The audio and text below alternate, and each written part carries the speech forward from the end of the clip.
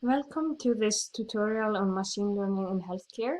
Where we're going to talk about fairness, some issues and some challenges. So the purpose of this tutorial is not to be a tutorial in machine learning. Rather, the focus is on highlighting some of the challenges that make machine learning in healthcare unique. So I'm assuming you have a little bit of background in machine learning. Um, and we will focus on, okay, what is it that makes healthcare unique? How do we need to think about things differently? And over the next hour, I'm going to focus on three different things. So the first is healthcare data. So what makes healthcare data different than many other data sets that we deal with? What do we need to keep in mind? What do we need to model, etc. Then I want to talk a little bit about the importance of involving the physicians. Why is it so critical, and take a couple of examples that both highlight the importance of involving the physicians, but also kind of taking care of modeling our healthcare data in detail. And then finally, for the last part, I want to talk a little bit about machine learning bias and fairness and how we think about that in the healthcare context and what we need to avoid, etc. So let's start with talking about healthcare data. So healthcare data comes from a variety of sources. You can think about anything from the electronic healthcare record to variables such as Fitbit, environmental data, etc. In this talk, we are mostly going to focus on the healthcare data that comes either from the electronic healthcare record or claims data. So claims data is this great source of data. It's generated when providers seek reimbursements for their services. So what we are looking at here is typical claims data. And you can see there's a lot of codes that needs to be translated into information. So that's kind of my first advice if you are planning to take on machine learning in the healthcare area, is to figure out, okay, what does a patient look like in my data? So typically these data are very complex. So in order to get a full understanding of how is a patient represented, creating these patient journeys is critical because it will give us the insights we need in order to model the data correctly. So here I have an example of a patient journey that I created from claims data. So again, claims data is generated when either providers, such as hospitals or physicians, seek reimbursements for their services, or even pharmacies. So this is a patient journey of a 45-year-old single male from Massachusetts. And his journey starts in December 2003, where he visits his physician, is a new patient for that physician, and the diagnosis, the reason for the visit, is given as hyperlipidemia, and the patient is complaining of pain in the joint, and apparently it's the shoulder because there's an X-ray given or taken of the shoulder. And immediately after, we see that same day, December 16th, the patient is given a Vicodin, a very strong painkiller, and then a week later, the patient fills a prescription again for this very strong painkiller. Later, closer to the new year, the patient comes in and sees a doctor again, and again the patient is complaining about the shoulder, and we can see that there was some kind of injection, or the joint was drained. And again, we see a narcotic pain reliever given the very next day. The story continues. He visits the physician again just right after the new year for his hyperlipidemia, and that's followed by a couple of drugs, again a narcotic pain reliever. Probably they suspect a bacterial infection in the joint, so now we can see there's a drug to fight bacterial infections and another pain reliever. So apparently this is a patient in a lot of pain, and the story actually continues. So on the 12th of January, there's a refill, and I say this is a refill because this is a prescription that doesn't directly follow a office visit, and that's for anxiety. And the story continues. He sees the doctor again in February. There's more drugs given again, both two pain relievers and anxiety drugs.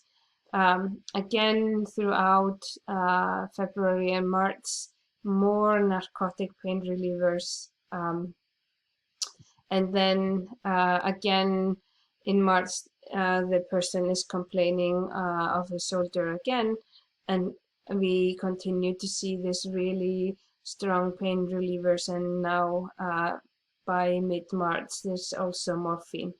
So what we can see and what is interesting in retrospect, so this is data of a rather old journey from 2003 and 2004, but it highlights kind of pre the opioid epidemic, the prescription patterns of doctors.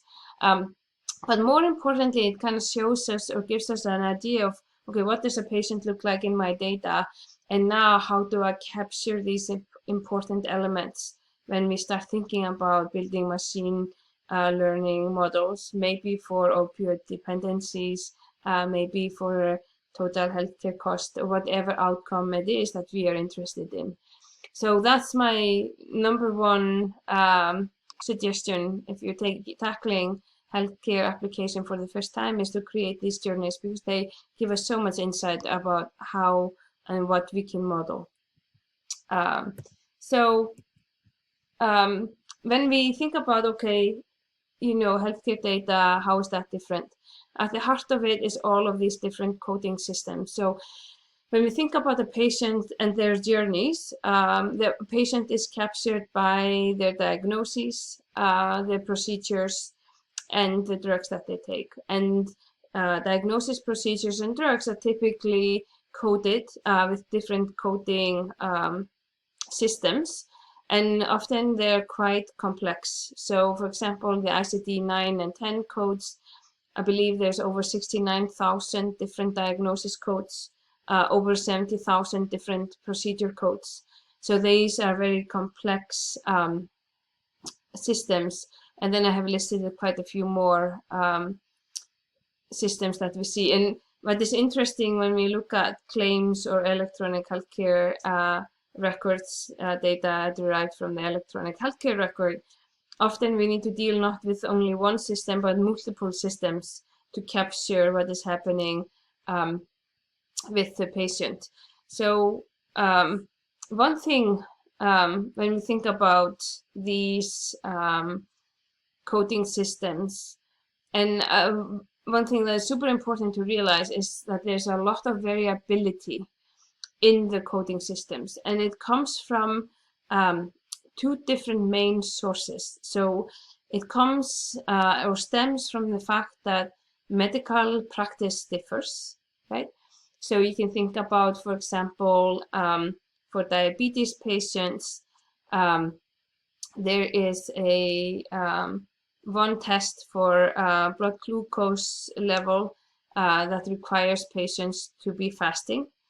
And at one hospital that might be, or at one medical system that might be the standard, the gold standard. So that is always, that test is always prescribed to diagnose diabetes, while perhaps at another clinic or another medical system, that might not be the standard, because the doctors feel that it's too much to ask of the patient to be fasting and have their blood drawn.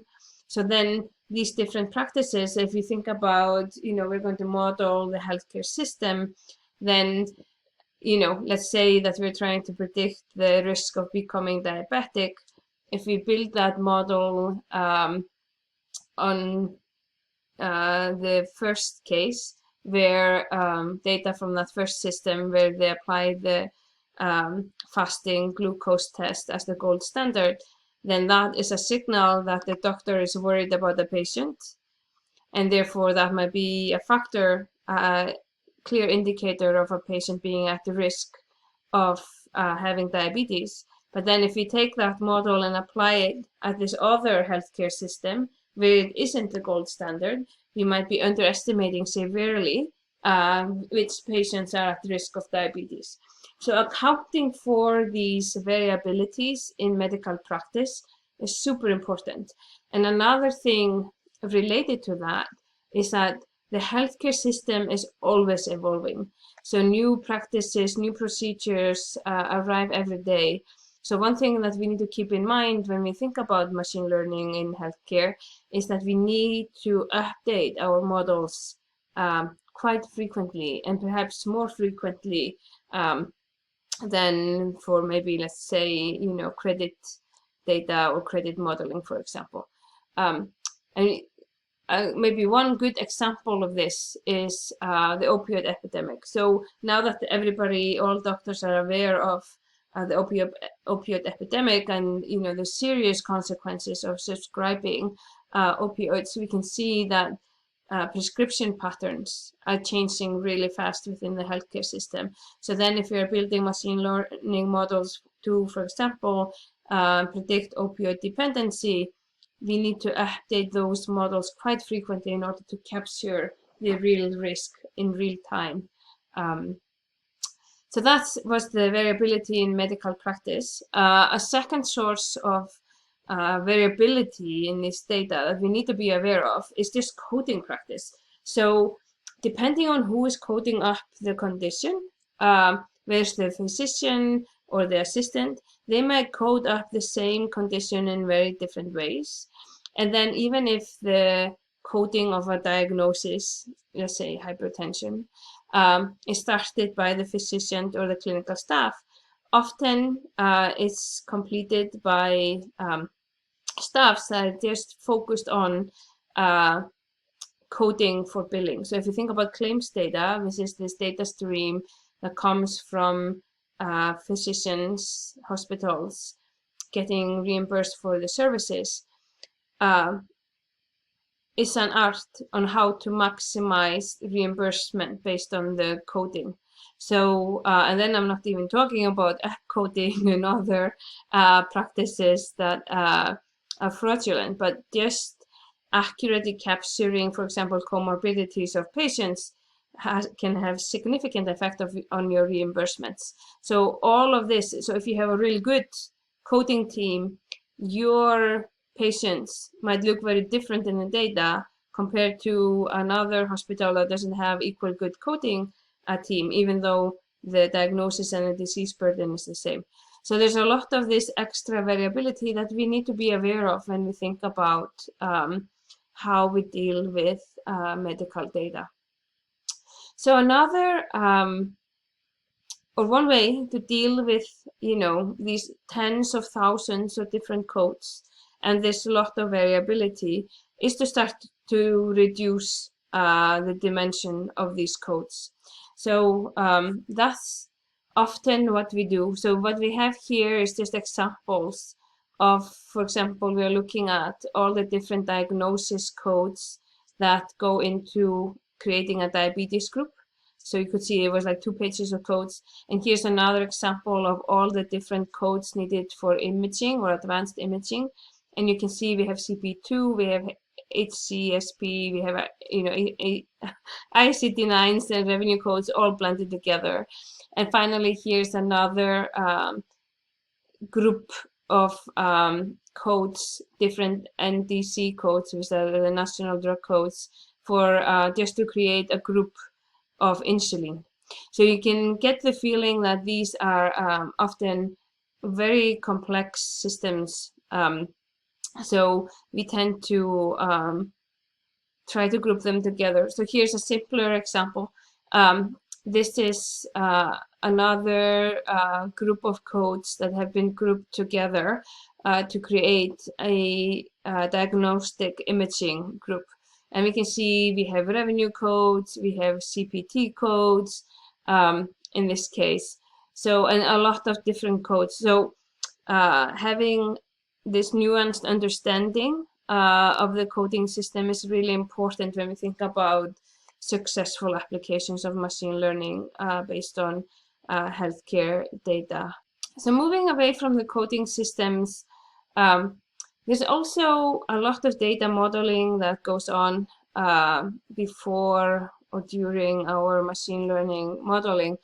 And this is one of my favorite examples. So this is from a project where we were predicting healthcare costs. And we had 24 months of observation period. So we had all the data of the patients for 24 months. And then we were trying to predict their healthcare costs in the next 12 months. And one of the things that we had, or the features that we had created, were the monthly costs for each member. So what we're looking at here in this figure are the monthly costs for two members.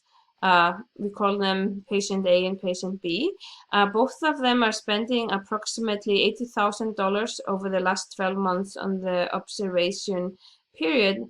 But the way they are spending their healthcare dollars is quite different between the two.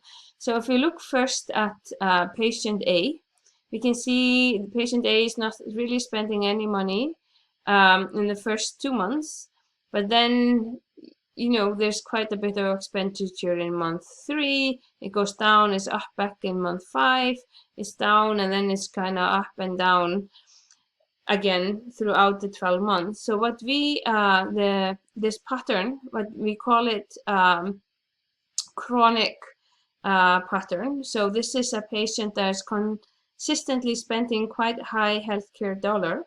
So this is a representative of someone dealing with a chronic condition. So we identify that as a chronic pattern. In contrast, if we look at patient B, which are my triangles, we can see there's no expenditure for the first 3 months. And then there's a huge expenditure. It comes down in month 5, and then it's almost down to 0 again. So this type of cost pattern, we called it acute cost pattern, because this is someone expending their healthcare dollars fast one time, and then the expense goes away. And why is this important? So this was, again, in a study where we were trying to predict healthcare costs. So the patient with the acute spending pattern has very low risk of becoming high cost in the result period, while the patient with the chronic healthcare pattern actually has quite a high risk of becoming costly in the result period. So beyond just putting in the simple features like the monthly costs, spending the time to think about what characteristics can our features tell us.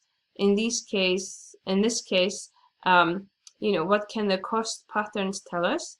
That was actually something in this study that propelled us to do a lot better.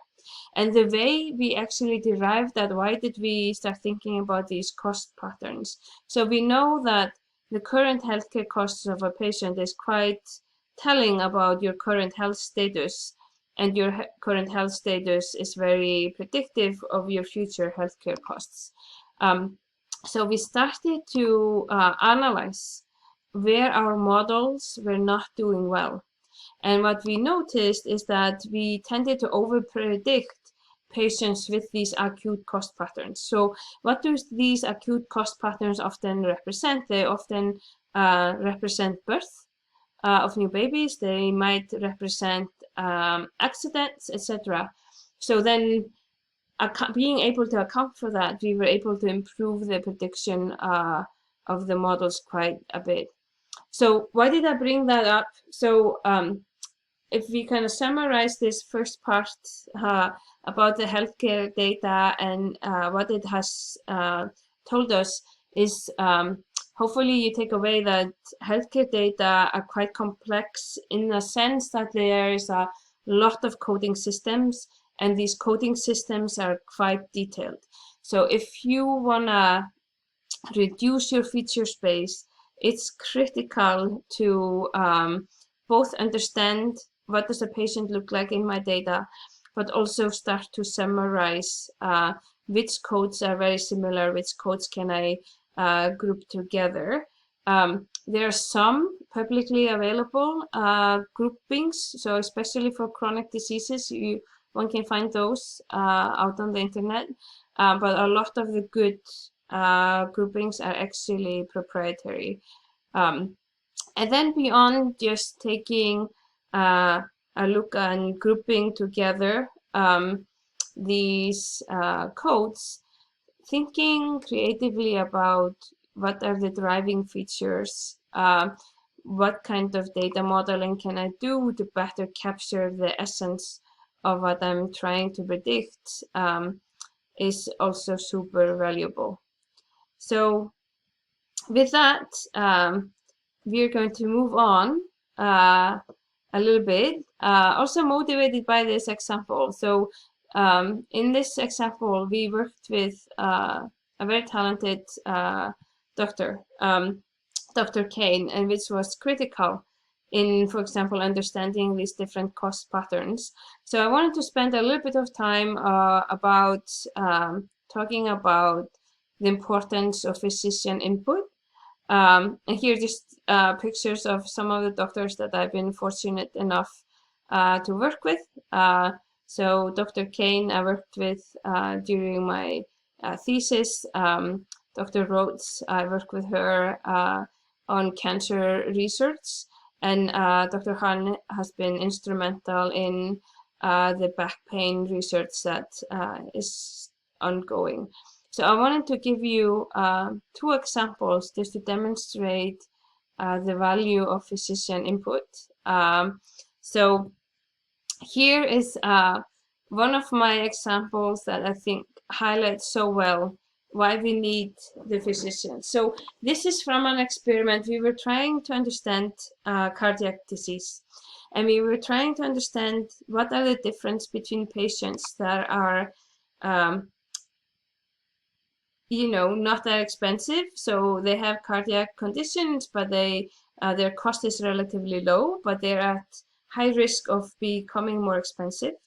And we wanted to compare those patients with other patients that were actually with cardiac disease and quite expensive but recovering. And what we were doing is that we were applying clustering to these two sets of patients and then comparing the clusters. And what we found was that the clusters seemed quite similar for these two groups. So for the cardiac patients getting worse and for the cardiac patients getting better.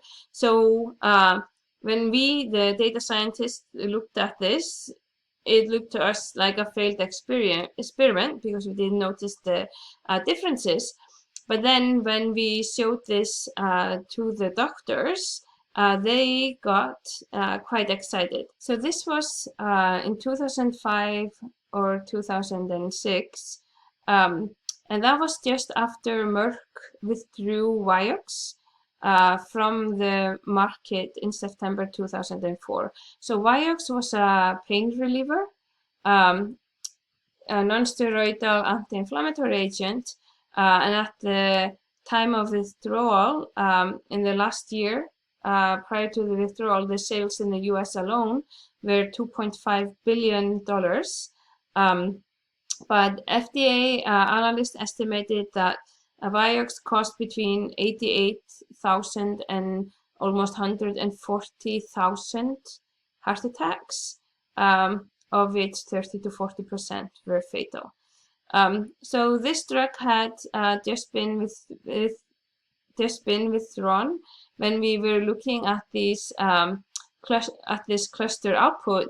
And when we compared it, as I previously mentioned, this looked very similar to us, right? So what we have here is on the left, the members becoming more ill, and on the right, the members getting better. And we can see in both cases, a large percentage of the patients in that cluster are taking anti-hyperlipidemic drugs. So 41% of the cluster 1, the members becoming more ill, versus 44% of cluster 2, which are the members that are getting better.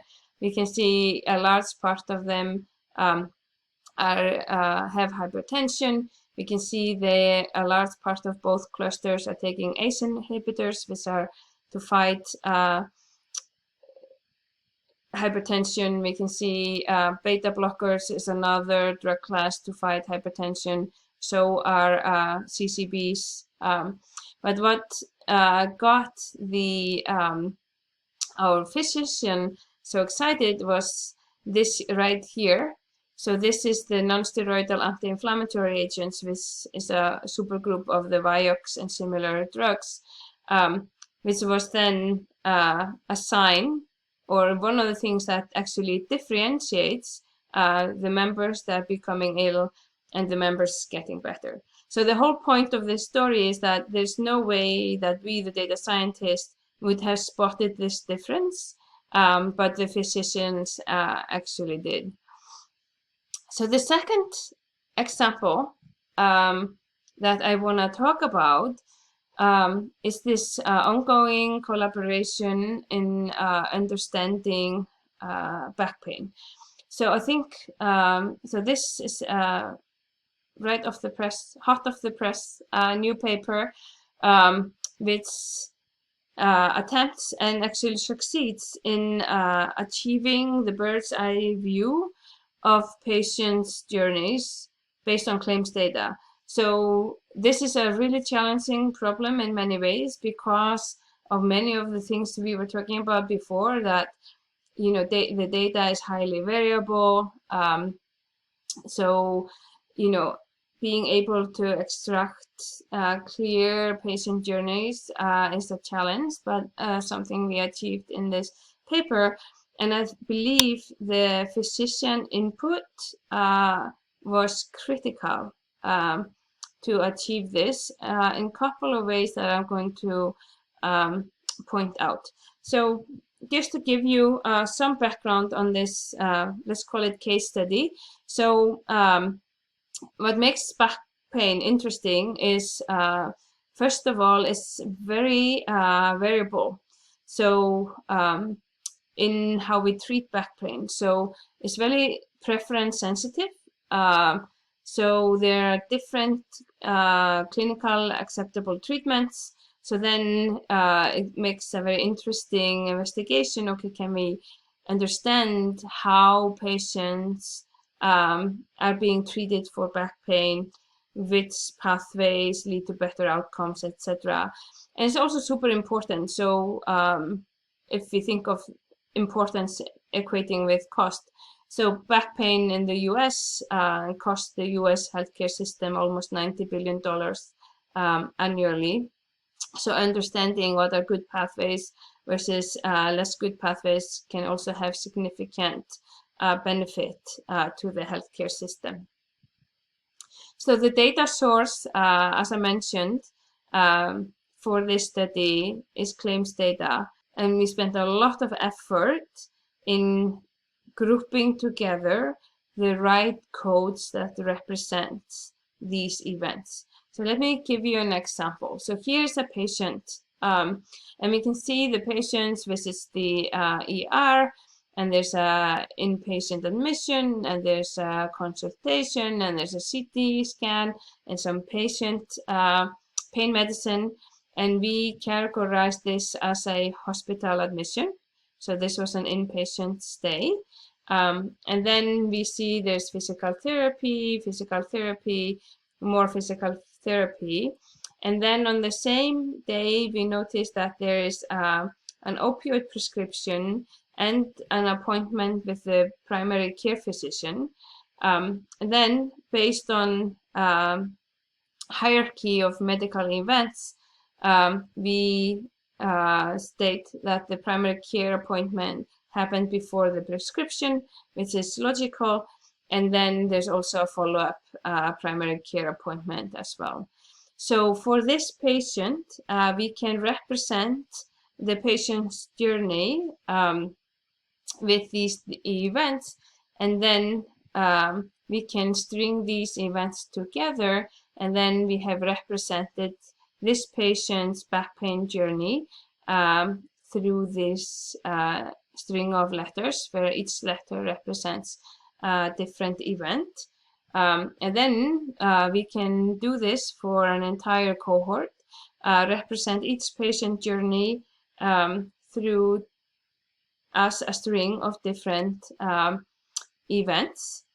So then our goal here is to gain an understanding of what are the key patient journeys and what are good journeys. So our goal here is, okay, now I have gone from the complex claims data through careful modeling of, okay, what is a physician visit, what is an opioid prescription, what is a physical therapy, creating the right code groups, as we talked about before. And there, the input from the physicians was critical again, determining those groups. And now I have these patient journeys for all my patients.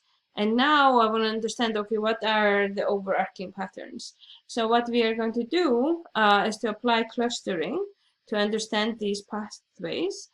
But then I need to, in order to apply clustering, I need to be able to understand, okay, which pathways are similar to which pathways. In other words, which journeys are similar to which other journeys. So the way we do that is that we create a similarity score between each patient. And what we do is that we use the Levenshtein edit distance to calculate the distance between two patients. So basically, when you use that approach to compare two strings, you have a couple of options to calculate the distance. So basically, you try to make them as similar as possible, or you make them identical with as few alterations as possible. So here, if we compare patient I with patient J, we can see, oh, they didn't have the same initial event, so we will have to substitute there one event for another. So one had a primary care visit as the first event, but my patient I that we talked about had an admission, inpatient admission as their first event. So here we need to substitute. So that's going to cost us something in the distance. And then we see, oh, the physical therapy matches up, but then there's additional physical therapy for patient I that's missing for patient J. So then we need to insert some information. The match on the primary care. Here is an hospital admission that needs to be substituted or something, or rather something inserted. And then here the opioid prescription and the second primary care visit is swapped. So we need to swap those two. And what is important here is that these different actions have different weights that we derived. But what is the most important here, also because we're talking about this case study in the context of physician input, what was critical when we adopted this approach to this case study was that not all events are created equal. So if you think about, for example, a surgery is much more of a serious event than, let's say, a physical therapy. So when we first ran this algorithm and we didn't take that into account, the feedback from the physicians was that, the clustering wasn't really capturing what it should capture. And what we were then failing at was to recognize that some events are super important.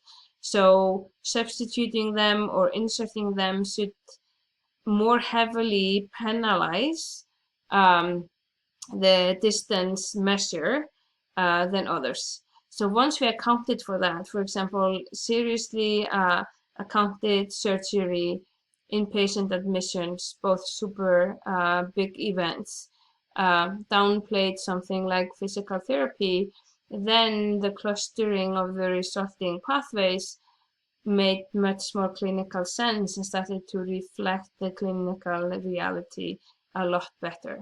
So again, I wanted to highlight this just to argue for why it's so important to involve the physicians in our machine learning journeys.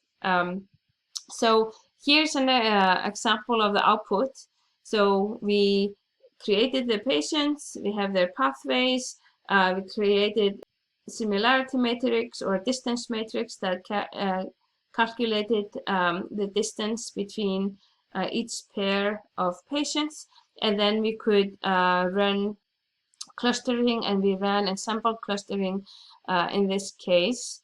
So here a couple of example clusters that can highlight the different pathways. So if we look at cluster A, we call that the primary care and opioids cluster, and we can see, so these are example pathways, and we can see that they are basically a combination of primary care appointments and opioids prescriptions. R couple of times in there stands for non-opioid prescriptions, so other painkillers basically, and then W stands for weight. So this is basically patients that initiate their pathway with the primary care physicians and are basically being treated with pharmaceuticals. The second cluster is what we call the emergency room plus advanced imaging cluster.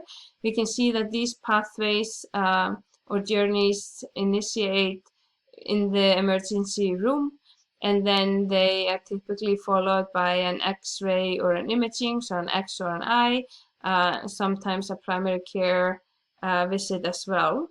And the third cluster, we call them the short therapy series. We can see that those are pathways that start with physical therapy and then are different combinations of physical therapies and bricks. So this gives you a high level kind of image of what these different clusters of patient journeys look like.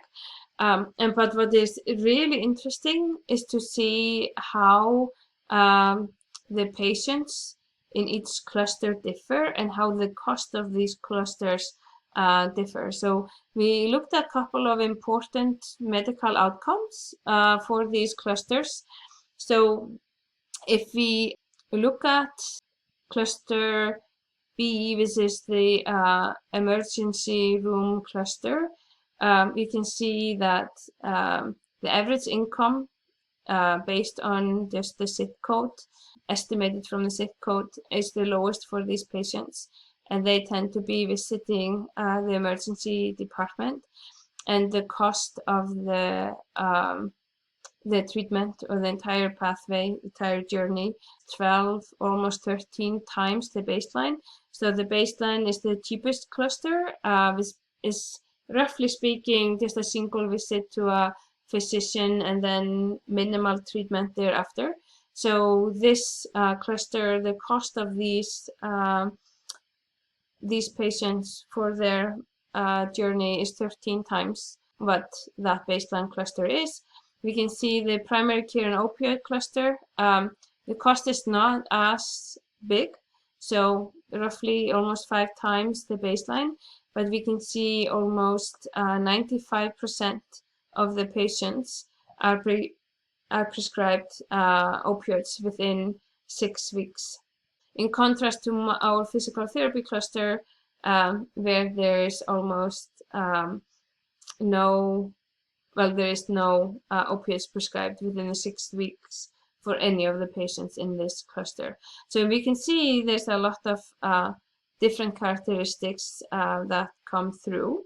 And hopefully I gave you the sense for what made us this successful in this project was the physician input, because they could guide the data modeling, which I've been talking about over and over again, how important it is when we think about healthcare data. And then this observation that the clustering algorithms weren't delivering on really capturing the patient journeys as the physicians expected to see them. And then this realization that, we weren't clinically adjusting the weights when we calculated these distances, and then adapting the approach that way was actually what made us successful in the end. So hopefully that is convincing enough. So just to summarize this study, we started out with over 100,000 claims. From those claims, we identified 53,000 or so different clinical events, and then that resulted in 10,000 unique patient journeys. And then we, at the end, characterize the patient journeys through 14 clusters. So with that, I'm going to move on to the third part of this tutorial, or this conversation about machine learning in healthcare. And this is focusing on machine learning or bias in machine learning in healthcare. So what this cartoon here indicates is that in recent years, this field has been exploding.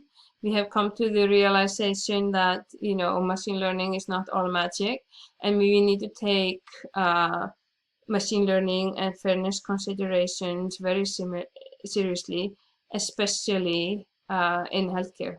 So over the next few minutes, I want to talk about, maybe at a high level, about machine learning bias in healthcare, some practical guidelines on how we think about it, give you some examples on how we can do some data modeling, and how we should be, addressing these issues going forward.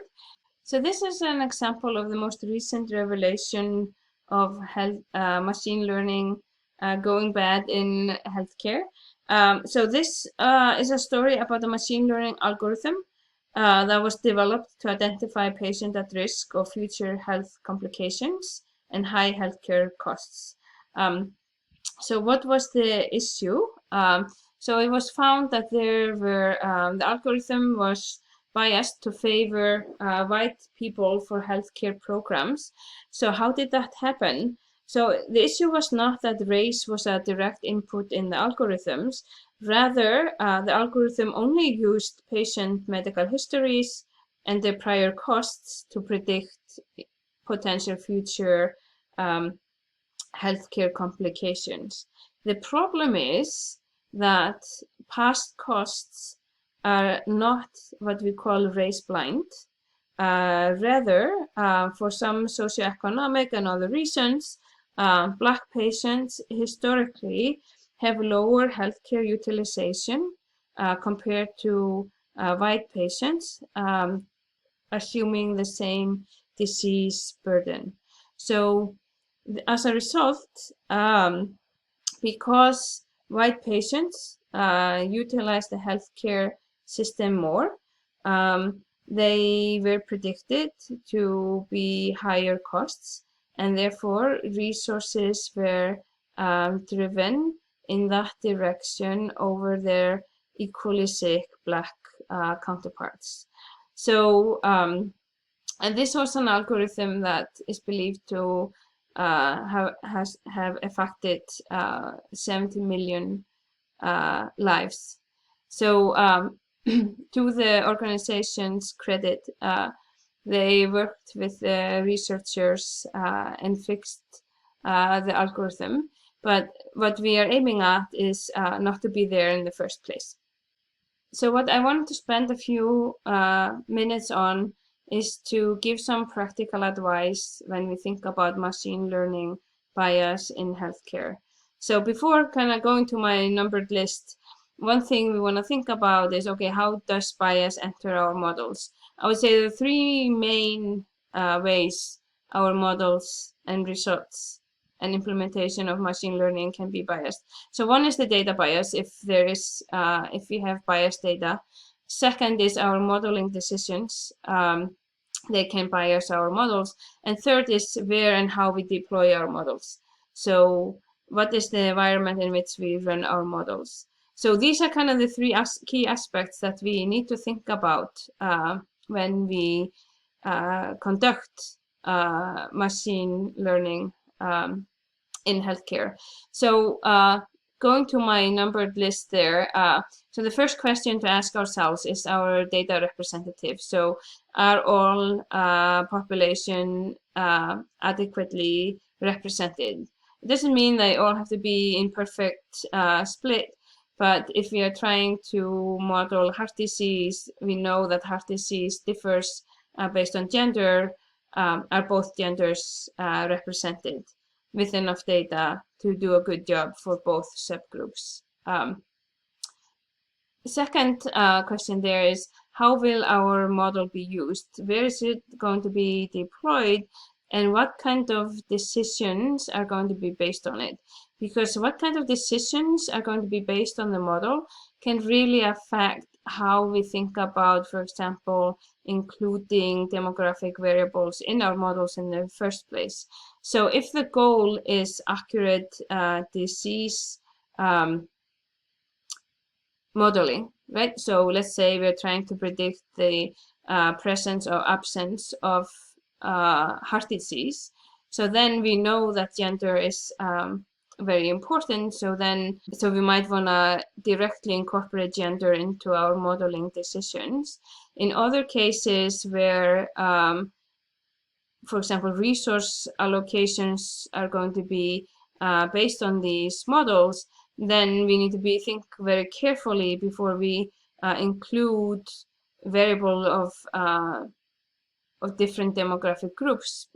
In some cases, it might even be illegal to do so. And even beyond just making sure that we don't include demographic variables in models that are going to be used for, let's call it resource allocation or, intervention programs because somebody is at the risk of cardiac or heart attack or stroke. So then even beyond just not including the demographic variable itself, we need to also think about what happened in that previous example of not including surrogates for those demographic groups. So then, this is often, quite complex decision to think about. So that leads us to kind of this third bullet point there, which I think is so important because that captures or can help us verify that our models are working well for everyone. And that is simply, once we have our machine learning model, not just to report, oh, my, area under the curve is 0.88, or, the accuracy of the model is 59% or whatever the performance measure is, but really break it down by gender, by age group, by race, and even by payer. So we know, for example, that healthcare patterns really, utilization patterns in particular, really differ depending on who your payer is. So have we made sure then if our model is going to be deployed across payers, so Medicare, Medicaid, privately insured, even uninsured, right? Does it perform well for all of those groups? So that's the first step. And then when we find, or let's say we find that our model does not perform well for a particular subgroup, that can raise, interesting questions. So the first question is, why is it not performing well for a particular subgroup? They're seeking kind of clinical expertise can again be super valuable when thinking about the reasons why we might not be performing well for a particular subgroup. So, for example, let's, going back to the cardiac example, we might find that our models are not performing as well for females. And then it might just well be that cardiac disease presents very differently for females compared to males. And then have we really included all the factors that can be indicative of whether a female has heart disease? Or if we can't answer the question of, why is the model not working well for a particular subgroup, that might be an interesting research to just figure that out. And in some cases, it might be lack of data. So it might be that, given that we have real world data sets, they're not going to be perfectly balanced. And for example, it might be that, some group is underrepresented in the data. And then we need to think about, okay, what kind of modeling decisions can I make to make sure the model will work well for everybody. So I'm just going to take a super oversimplified example of how we might approach that, which might be as a starting point to then go on to bigger and more complex things. The simple example that I'm going to take repeats the cardiac theme. So the task is to predict the presence or absence of heart disease based on 2 demographic variables, age and gender, and 11 different test results. So we have this cohort went through 11 different tests, everything from blood tests to more invasive tests. And then the goal is to be able to predict the presence or absence of heart disease based on these test results. So given that this is heart disease, what one might do is then, okay, I know how to build classification models. It's just to throw everything into a classification model. So we ran a simple classification tree on this data. And what we find here is that the model, so we just trained it on everybody, but then we broke down the performance by gender. And what we find is that the model performs a lot better for men than for females. So what we then did, it was clear that we were not capturing how well or, equally well heart disease for females. So what we did is that we split up the data, and what we did was we trained a new model just using the female data to predict the females. And then the performance for the females improved a lot. And I should note that all of these area under the curves are estimated on the testing sample that is not used in training the models. So then what we can see here is that decoupling, creating a unique classifier just for the females, actually improved the outcomes for the females. So I would say this is the most extreme decoupling that you can do, literally just splitting up the groups, running separate models. We did the same thing for the men, but then that did not improve their outcomes, interestingly. So we are better off using the model that was built on the entire data to predict the men, but we are better off using the women-only data, women-only model to predict the females.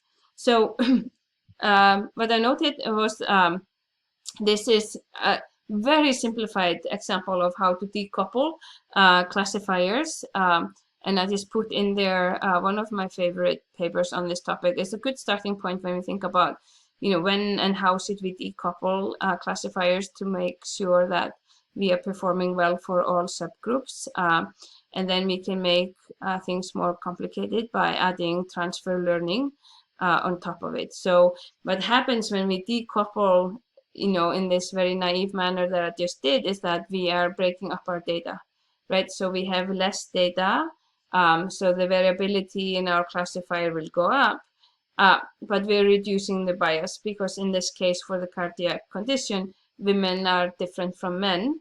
And what is really driving this result is that women were underreported, or were the minority group in this data. So one thing before concluding, what I want to emphasize and what this maybe demonstrates is that just simply including the demographic variable, whether it's race, whether it's gender, into our machine learning models does not ensure that the model is as good as we can make it for all groups of patients, right? So for example, if we think about a logistic regression model, we put in, gender and race and a factor. Yes, it allows us to shift the predicted probability of the cardiac condition based on age, based on gender, but it does not allow us to model the fact that some factors might count very differently for females compared to males. One way to capture that would be to add interaction terms. Another way would be to do what we have done here, is to decouple and do transformation learning. And, with the overarching goal is to maximize the performance across all subgroups. And perhaps one final point worth making is that in contrast with, let's say when we're doing credit scoring, we're having different models for different subgroups, is highly problematic. I mean, we can call it illegal. In healthcare, that can be a justifiable choice if that helps us capture different disease mechanism, like in the cardiac example, and helps us, again, maximize the performance of our models for all subgroups. So the idea here is, how do we make the models as good as we can for as many patients as we can? So with that, I thank you for making it all the way through the tutorial. I hope it was insightful. It's challenging, but very rewarding to conduct machine learning or AI research in healthcare, and I hope this will help you overcome some of the barriers to entry to doing so. Feel free to email me if you have any questions.